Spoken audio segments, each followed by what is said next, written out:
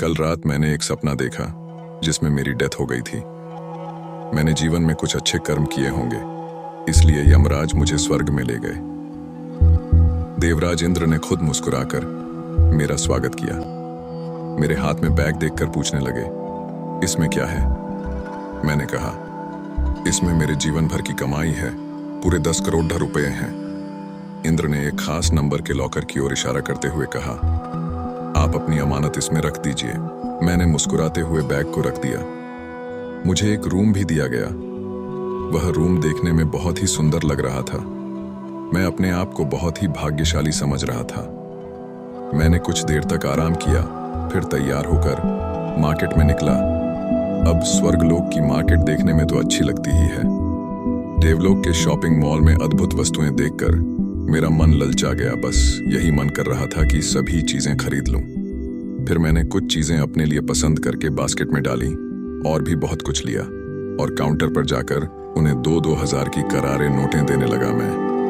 Manager ने मेरी तरफ देखा और नोटों को देखकर कहा, यह करेंसी कौन सी है? यह यहाँ नहीं चलती। यह सुनकर मैं हैरान रह गया। हैरान क्या, मेरे शरीर में मानो बहता हुआ रक्त थम सा गया हो। उसने वह रुपए लेने से मना कर दिए। मैं इंद्र के पास जाकर उस मैनेजर की कंप्लेंट की। इंद्र ने मुस्कुराते हुए प्यार से कहा कि आप तो व्यापारी होकर इतना भी नहीं जानते कि आपकी करेंसी तुम्हारे पड़ोसी देश पाकिस्तान, श्रीलंका और बांग्लादेश, चीन में जब नहीं चलती तब यहाँ कैसे चल जाएगी। और आप यह मृत्यु लोक की करेंसी स्वर्ग लोक में चलाने की मूर्खता कर रहे हो। उन्होंने मुझे पूरा ऊपर से नीचे तक पूरा धो डाला। देवराज इंद्र ने सुंदर सुंदर अप्सराओं, अन्य सभी देवताओं, मंत्रीगण आदि के सामने घोर बेइज्जती कर दी। मैं अंदर से टूट गया था और मैं दोबारा मरना चाहता था। मैं जोर जोर से दहाड़े मारकर रोने लगा और परमात्मा से विनती करने लगा, हे भगवान, ये मेरे से क्या हो गया? मैंने कितनी मेहनत से ये दौलत कमाई थी। ना दिन देखा, ना ही रात देखी, बस रुपया पैसा कमाया। यहाँ तक कि माँ बाप की सेवा भी नहीं की, बस पैसा कमाया।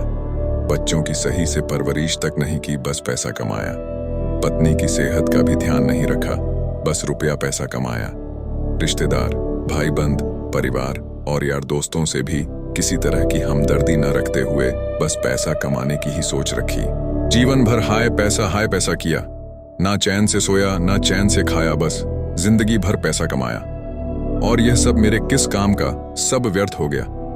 हाय राम, अब क्या होगा? इंद्र ने कहा, चुप हो जा, अब रोने से कुछ हासिल होने वाला नहीं है। जिन जिन लोगों ने यहां जितना भी पैसा लाया है वह सब रद्दी हो गया। जैसे जमशेद जी टाटा के 200 हजार करोड़ रुपए, बिरला जी के 80 हजार करोड़ रुपए, धीरू भाई अंबानी के 500 हजार करोड़ अमेरिकन डॉलर, सबका पैसा यहां पड़ रहा है।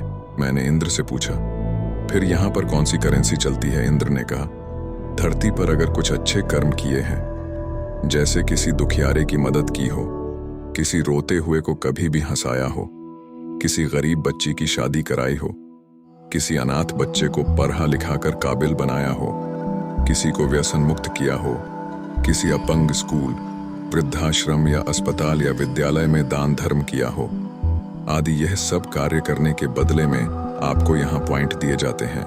जितना ज्यादा अच्छा कर्म, उतना ज्यादा पॉइंट की वैलिडिटी दी जाती है, जिससे यहाँ आने वाली आत्मा की हर जरूरत को पूरा किया जाता है। ऐसे पुण्य कर्म करने वालों को यहाँ पर एक क्रेडिट कार्ड मिलता है और उसे पाकर आप यहाँ के स्वर्गीय सुख का उपभोग ले सकते हैं।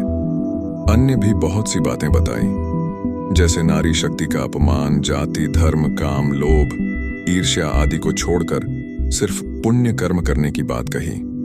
मैंने कहा, भगवान, मुझे ये पता नहीं था, इसलिए मैंने अपना जीवन व्यर्थ गंवा दिया।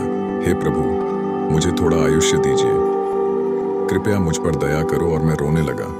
मैं गिड़गिड़ाने लगा। इंद्र को मुझ पर दया आ गई। उन्होंने मेरे अच्छे कर्म को गिनना शुरू किया और कहा कि अपने जीवन में कुछ तुमने अच्छे कर्म किए हैं, इसलिए तुम्हें कुछ टाइम और दे रहा हूं। जाओ और मेरी बातों को ध्यान से याद रखना। इंद्र ने तथास्तु कहा और मेरी नींद खुल गई। मैं जाग गया। अब मैंने वही प्रण लिया जो भगवान ने हमें स्वर्गलोक में समझाया था। अब मैं वो दौलत कमाऊंगा जो वहां चलेगी। व्यापारी की तो आंख खुल गई, उसे दोबारा मौका भी मिल गया। वह तो अपना भविष्य सुधार ही लेगा। लेकिन आपका क्या? क्या आपने कुछ ऐसा कर्म किया है? क्या आपने किसी की मदद की है? क्या वह पर्याप्त है? आप अपने अंतर्मन से एक बार पूछकर अवश्य देखें। अगर जवाब नहीं है तो अब भी आपके पास समय बहुत है। अगर किसी की ज्यादा मदद नहीं कर सकते तो कम करें, लेकिन करें जरूर, क्योंकि बूंद बूंद से समुंदर बनता है। और हाँ, मैंने कुछ गलत कहा या किसी की भावना को ठेस लगी हो तो उससे दिल से माफी मांगता हूं, क्योंकि मेरा उद्देश्य किसी की जात पात या किसी के बारे में गलत या उसे नीच दिखाना मेरा मकसद नहीं है। यदि आपको मेरी बात अच्छी लगी हो तो मेरे इस चैनल को सब्सक्राइब जरूर करें। मैं इसी तरह की वीडियोस लाता रहता हूं।